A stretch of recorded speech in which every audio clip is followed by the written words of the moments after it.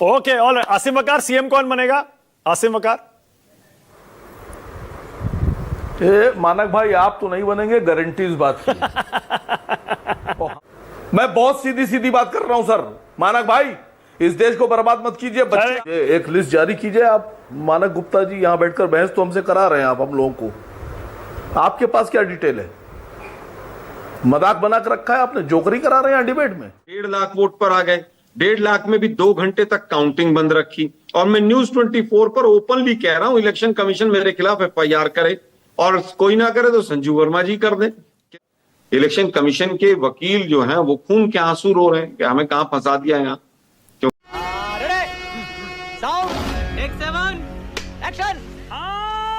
शुरू कर रहा हूं।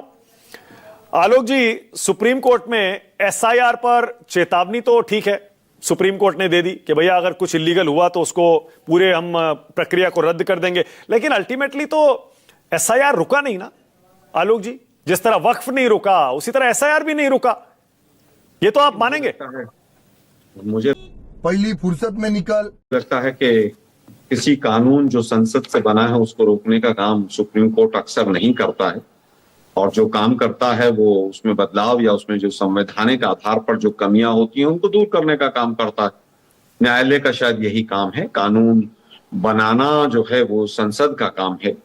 इसीलिए जिस तरह से वक्फ बोर्ड में भी जो तमाम बदलाव किए हैं मानक जी, वो बहुत बड़े व्यापक बदलाव हैं, और उससे पूरी बीजेपी हिली हुई है कि कलेक्टर की पावर कम कर देना और तमाम चीजें। अब ये हिंदू मुसलमान शायद वक्फ बोर्ड को लेकर बहुत ज्यादा नहीं कर पाएंगे। मैं क्या करूं, फिर जॉब छोड़ दूं? दूसरा विषय जो आपने आज एसआईआर का लिया, मैं समझता हूं कि एसआईआर पहले दिन से ही उसके ऊपर जो सवाल उठा वो मेन सवाल ये था कि उसका टाइमिंग और प्रोसेस। किसी ने नहीं कहा कि एसआईआर मत कीजिए, किसी पिटीशन में ये नहीं कहा, किसी पॉलिटिकल पार्टी ने नहीं कहा, सबने टाइमिंग और प्रोसेस के ऊपर सवाल उठाए, और जो हमने सवाल उठाए वो वास्तव में सवाल थे, और उनको आज सुप्रीम कोर्ट ने भी सिद्ध किया। सुप्रीम कोर्ट को आज भी पूरी तरह से शंका है कि इलेक्शन कमीशन क्या कर रहा है। इलेक्शन कमीशन के वकील जो हैं वो खून के आंसू रो रहे हैं कि हमें कहां फंसा दिया यहाँ, क्योंकि वोट चोरी करते हैं मोदी जी और उनकी सरकार, जवाब देने पड़ते हैं वकीलों को। दुर्भाग्य यह है कि एसआईआर में मृतकों को तो जिंदा कर दिया और जिंदा को मृतक कर दिया। आज जिस तरह से आपने कुरैशी साहब के बारे में भी बताया मानक जी, इसी तरह से तमाम जो पूर्व अधिकारी हैं, जो पूर्व इलेक्शन कमिश्नर है, तीनों ने तो आकर ओपनली कहा। बहुत ऐसे हैं जो पीछे से पर्दे के पीछे से कह रहे हैं, सामने नहीं आ पा रहे हैं। दुर्भाग्य यह है कि ये सरकार पूरी तरह से वोट चोरी से बनी हुई है। इलेक्शन कमीशन इनका बिजनेस पार्टनर है वोट चोरी करने में। मोदी जी स्वयं बनारस से हारे थे चुनाव। अरे देवा, ये गड़बड़ है बाबा। आज राहुल गांधी जी के लिए जब कहा गया कि 7 दिन तक या तो आप माफी मांगिए या फिर आप एफिडेविट दीजिए, राहुल गांधी ने तो कोई भी काम नहीं किया। इलेक्शन कमिश्नर कहां दुबक के बैठ गए भाई? भारतीय लोकतंत्र के ऊपर बट्टा लग रहा है, और इलेक्शन कमीशन जिस तरह की प्रेस कॉन्फ्रेंस करता घूम रहा है, दुर्भाग्यपूर्ण है। आसिम वकार, आलोक शर्मा, आसिम वकार, ये अब तो घुसपैठियों का क्या होगा? मोदी जी आकर कह गए बिहार में, और एसआईआर भी देख ली अपने अंतिम चरण में है, रोकने से रुका नहीं किसी के भी। आसिम वकार, कुछ नहीं होगा। जहां पिछले 11 साल से हैं वहां वैसे भी जहां हैं वहीं रहेंगे। 2014 में बनी थी सरकार, और मोदी जी प्रधानमंत्री बने थे। 25 आ गया साहब, और नीतीश कुमार जी और भारतीय जनता पार्टी की सरकार कितने दिन से चल रही है, कई साल से चल रही है, आप लोग को पता है। तो पिछले जो कार्यकाल रहे हैं केंद्र सरकार के और बिहार सरकार के, उनमें बताइए कितने लोगों को आपने डिपोर्ट किया है, कितने लोगों की शिनाख्त की है, कितने लोगों को जेल में डाला है आपने विदेशी घुसपैठियों के नाम पर। मुझे एक लिस्ट जारी कीजिए आप। मानक गुप्ता जी यहां बैठकर बहस तो हमसे करा रहे हैं आप हम लोगों को। आपके पास क्या डिटेल है? मजाक बना कर रखा है आपने, जोकरी करा रहे हैं डिबेट में। क्या है सबूत आपके पास? सरकार से आपने कुछ मांगा डाटा? क्या आसिम वकार देंगे और ये हमारे कांग्रेस के प्रवक्ता शर्मा जी देंगे? कौन डिटेल देगा? मुझे बताइए पिछले 10-11 साल में कितने लोगों को आपने डिपोर्ट किया है? उसके बाद बहस कराइएगा, अपनी टीम को अपने पीछे बोलिए कि लिस्ट जारी करें अरे सबके पास सरकार की, बिहार की और देश की। अरे हम तो डिबेट बंद नहीं, सुनिए सर, सुनिए, डिबेट बंद कीजिए, डिब्बा लपेटिए और घर जाइए। क्या मजाक बना कर रखा है? आप देश को गुमराह कर रहे हैं। डाटा वाटा आपके पास कुछ है नहीं, वाह पहली बॉल में सिक्सर। जानकारी कुछ आपके पास है नहीं, रिकॉर्ड कुछ आपके पास है नहीं, दस्तावेज आपके पास कुछ है नहीं, यहां बैठकर खाली आप मजाक कर रहे हैं। डेटा देना चाहती हूं। यहाँ मजाक हो रहा है? क्या समझते हैं आप? ये आपको मजाक दिखाई दे रहा है आसिम वकार? यहाँ जोकरी हो रही है, यहाँ सर्कस चल रहा है। नहीं, कहां है डिटेल? आप सर्कस में हिस्सा लेने आए हैं? क्या कैसी बात डिटेल कर रहे हैं आपके आसिम पास? वकार? क्या हो गया आपको? अरे इतना सर, क्यों नाराज हो कहां रहे है हैं आपके पास? इतना इतना क्या हो गया? ऐसा कौन सा मुद्दा मैंने सर, उठा दिया जो आप डिटेल इतना कहां है? नाराज हो गए? कमाल है। और डेटा की जो आप बात कर रहे हैं आसिम वकार, हो रहा हूं, अरे एक डिटेल कहां है? मिनट, सरकार से सवाल पूछेंगे या हम लोगों से पूछेंगे? अरे आपसे सवाल ये पूछ रहा हूं कि प्रधानमंत्री ने जो घोषणा की है एसआईआर पूरा हो गया, कितने घुसपैठिए पकड़े जाएंगे? आप जो डेटा पूछ रहे हैं वो पब्लिक डोमेन में अवेलेबल है। सुनिए पहले, अरे हर साल का आंकड़ा पब्लिक डोमेन में है। पूरी बात सुनिए पहले। अभी बताता है भाई, अभी बताता है, अभी किया ना, अभी बताता है। दुनिया में एक ऐसा देश बताइए, एक ऐसा देश बताइए पूरी दुनिया में हाँ, जहां घुसपैठिए नहीं होते हैं, जिसकी सबसे ज्यादा सुरक्षा स्ट्रांग है। अमेरिका, घुसपैठिए वहां भी हैं। कनाडा, अवैध प्रवासी वहां भी हैं। कौन सा ऐसा मुल्क है जहां अवैध प्रवासी नहीं होते हैं?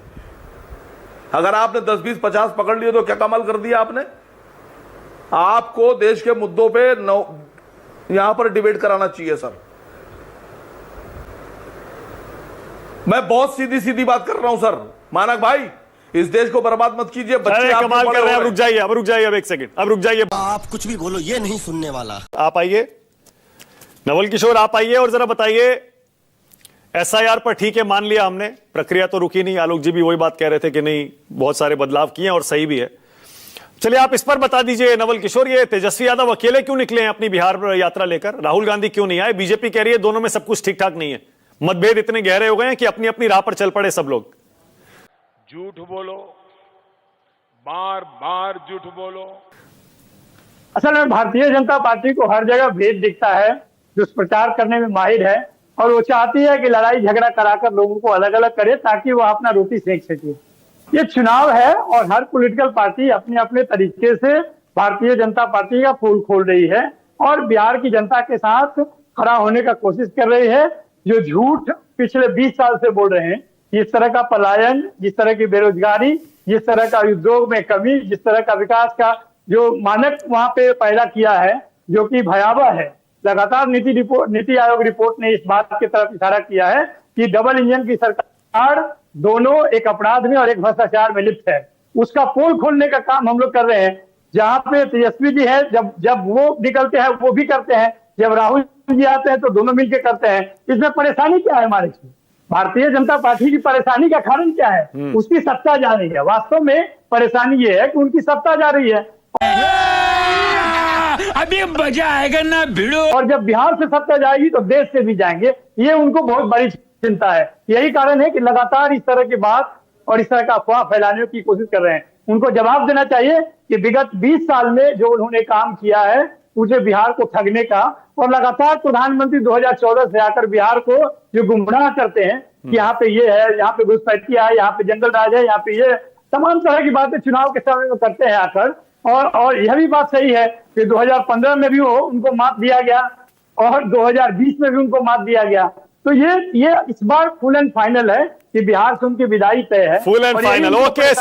अरे हम तो फकीर आदमी हैं, झोला लेके चल पड़ेंगे जी। प्रधानमंत्री वाराणसी का चुनाव हार गए थे और एज एन एंकर यदि कोई कांग्रेस का प्रवक्ता यहां बैठकर प्रधानमंत्री की इज्जत उछालता है, सरेआम झूठ बोलता है और उसके बाद ये आकांक्षा रखता है कि उसको वाजीवा कहा जाएगा, उसके लिए तालियां बजाई जाएंगी, तो ये सरासर गलत है। मेरे होते हुए मैं ऐसा होने नहीं दूंगी। तो अरे कहना क्या चाहते हो? आलोक शर्मा बोलिए। Alok ji, Rahul Gandhi is a poor BJP loser. के प्रवक्ता सभी चंडीगढ़ मॉडल को भूल जाते हैं कि इनका अनिल मसीह वहां क्या करता हुआ पकड़ा गया था। दुर्भाग्य यह है कि कर्नाटक में एक ही विधानसभा के ऊपर हमने काम किया और एक ही विधानसभा में 1,02,500 वोट फर्जी पाए गए। उसके ऊपर इलेक्शन कमीशन कोई जवाब नहीं देता है। एक वहां पर आलंदा करके एक और सीट है, वहां पर हमने काम किया तो तुरंत वहां के जितने सीक्रेट डॉक्यूमेंट्स थे उनको सबको इलेक्शन कमीशन ने वहां से हटा दिया। इलेक्शन कमीशन को बीजेपी बचाती है टीवी चैनल पर बैठकर, और बीजेपी को इलेक्शन कमीशन जिताता है। मैं अपनी बात फिर रिपीट करता हूं कि जो फोटोग्राफ वाली मशीन रीडेबल वोटर लिस्ट है बनारस की, वो 2017 की, 2019 की और 2024 की हमें दे दीजिए। मोदी जी चुनाव हारे हुए थे, मोदी जी को इलेक्शन कमीशन ने जबरदस्ती जिताया है। मोदी जी पिछली बार 6.5 लाख वोट पे हारे थे, उसके बाद 1.5 लाख वोट पर आ गए। 1.5 लाख में भी 2 घंटे तक काउंटिंग बंद रखी। और मैं न्यूज 24 पर ओपनली कह रहा हूं, इलेक्शन कमीशन मेरे खिलाफ FIR करे, और कोई ना करे तो संजू वर्मा जी कर दें। अरे बाप रे, ये तो धोती खोल रहा है। कि देखिए प्रधानमंत्री को हरा दिया आलोक जी ने, तो मैं फिर कहूंगा चोरी की सरकार है। चंडीगढ़ मॉडल सबने देखा था।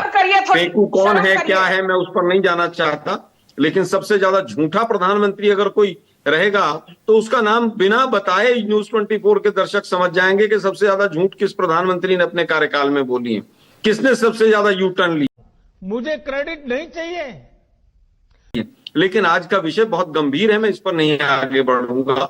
देखिए मानक जी, आज सुप्रीम कोर्ट की जो टिप्पणी आई है, आलोक जी वो थोड़ा सा, आलोक जी टिप्पणी बहुत दिनों से चर्चा हो रही है हाइड्रोजन बम, और आपने भी ये वाराणसी का मुद्दा उठा दिया, बनारस का। कहीं ऐसा तो नहीं है ये हाइड्रोजन बम जो है वो वाराणसी से ही आ रहा है? प्यारी समझ गई। देखिए मानक जी, मुझे लगता है कि वाराणसी में तो बहुत सारे एग्जाम्पल सामने आ ही गए थे कि एक एक मठ के अंदर किस तरह से कई सौ वोटें बनी हुई हैं, फादर्स नेम पे एक ही आदमी का नाम है। बहुत सी चीजें हैं ऐसी। आप देखिए किस तरह से कर्नाटक में हुआ है। वो इलेक्शन कमिश्नर साहब जो हैं, वो मुझे तो लगता है कि मतलब पता नहीं कैसे UPSC क्वालिफाई किया होगा उन्होंने। वो कह रहे हैं सब लैंप पोस्ट के नीचे जो लोग सोते हैं, उन लैंप पोस्ट के नीचे वालों का हमने वोट बना दिया, इसलिए उनका 000 एड्रेस है। अरे भाई, वो दूसरे लैंप पोस्ट के नीचे जाके सो गए तो संजू वर्मा जी एड्रेस कैसे ढूंढेंगी? और वो सड़क पार करके जाके सो गए तो विधानसभा और लोकसभा बदल जाएगी। मतलब लोकतंत्र की धज्जियां उड़ाने में इस बीजेपी के पिट्ठू इलेक्शन कमिश्नर ने कोई कसर नहीं छोड़ा। आलोक जी एक सवाल और, बीजेपी, आलोक जी एक सवाल और, संजू इसके बाद दे रहा हूं आपको, इसके बाद आप ही की बारी है। संजू इसके बाद आप ही की बारी, एक सेकंड। संजू इसके बाद आप ही की बारी है, एक सेकंड रुकिए ना। संजू इसके बाद आप जली ना, तेरी भी जली ना। की बारी, एक सेकंड। आलोक जी दूसरा है, तेजस्वी यादव अकेले अपनी यात्रा लेकर क्यों निकले हैं? राहुल गांधी क्यों नहीं है साथ में? बीजेपी कह रही है दोनों के बीच सब राहें अलग अलग हो गई हैं। देखिए बीजेपी को तो अब दूसरों में कमियां ही नजर आ रही हैं। हम तो बीजेपी से पूछ रहे हैं, मोदी साहब की डॉक्यूमेंट्री दिखा के वोट कैसे मिलेगा? अरे 20 साल हो गए आपको वहां पर, आपने बिहार का बेड़ा गर्क कर दिया। बिहार में क्या क्या काम किया वो दिखाइए ना, आप डॉक्यूमेंट्री दिखाइए। वो मुजफ्फरपुर की लड़की का क्या हुआ था दिखाइए। कौन कौन से इंडिकेटर, सोशल इंडिकेटर्स में बिहार कहां स्टैंड करता है दिखाइए। वो 70,000, 80,000, 90,000, 1 लाख करोड़ कहां गया वो दिखाइए। पटना यूनिवर्सिटी को सेंट्रल यूनिवर्सिटी का दर्जा मिला कि नहीं मिला, आप बताइए ना। ओके संजू वर्मा, संजू बोलिए, आपकी बारी है। संजू वर्मा बोलिए, संजू वर्मा। बस हवा निकल गई। मानव जी, 70,000 करोड़ का पता नहीं। बीजेपी नहीं, अभी मुझे बोलने दीजिए। बोलिए। क्या कहा? इलेक्शन कमीशन बीजेपी का बिजनेस पार्टनर है, इलेक्शन कमीशन पिट्ठू है। कांग्रेस के प्रवक्ता को अपनी गाली गलौज वाली भाषा पर थोड़ी शर्म आनी चाहिए। इनका शर्मनाक प्रदर्शन लाइव टीवी पर सिर्फ तालियां बटोरने के लिए है। जमीनी तौर पर ये भूल जाते हैं Facebook. Okay, all right. Asim Waqar CM कौन बनेगा? आसिम वकार। मानक भाई आप तो नहीं बनेंगे, गारंटी इस बात की।